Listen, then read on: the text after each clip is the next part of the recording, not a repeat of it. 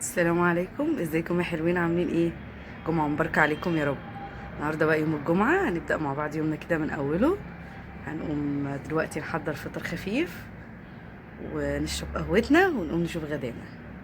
جمعة مباركة عليكم. جهزي فطاري النهارده، القهوة بتاعتي عملت سندوتش خفيف كده.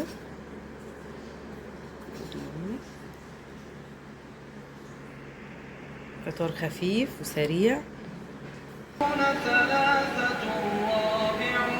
بعد بقى ما صلينا وفطرنا الحمد لله زي ما وريتكم، نعمل بقى مع بعض النهارده شويه محشي حلوين كده. التسبيكه بتاعتنا، البتنجان بتاعنا، ورق العنب والرز والخضره. بسم الله الرحمن الرحيم. نروح نحشي دلوقتي هنوريكم اللبنه والصلصه. بسم الله ما شاء الله. بسم الله الرحمن الرحيم.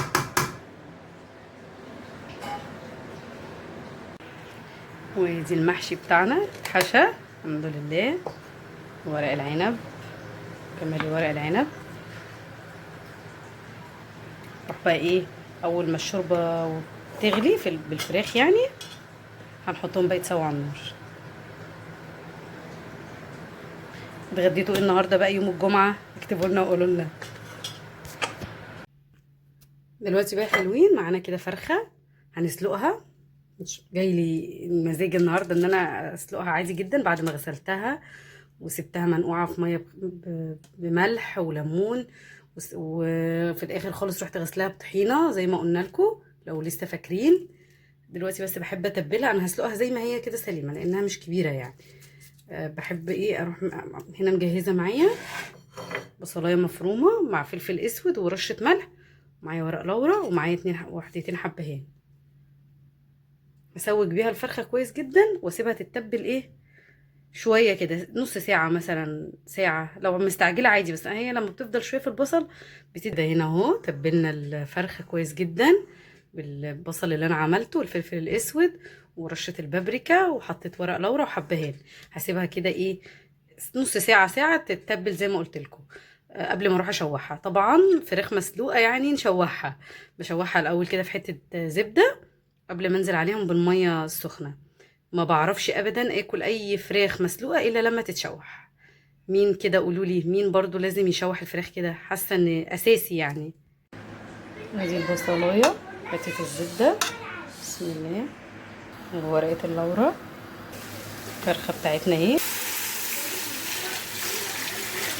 بقى جاهز الشوربه اللي هسقي بيها المحشي. بما ان الصلصه بتاعت المحشي خلصت معايا بصراحه، فايه حطيت هنا معلقه صلصه من الصلصه الجاهزه العاديه، ونزلت على الصلصه بايه بالشوربه وبهرتها طبعا بفلفل اسود. دلوقتي هسقي بيها المحشي.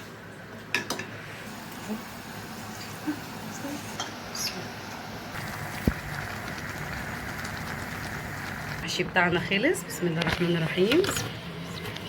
بسم الله. الورق العنب، بصوا جماله، جمال المحشي ما شاء الله.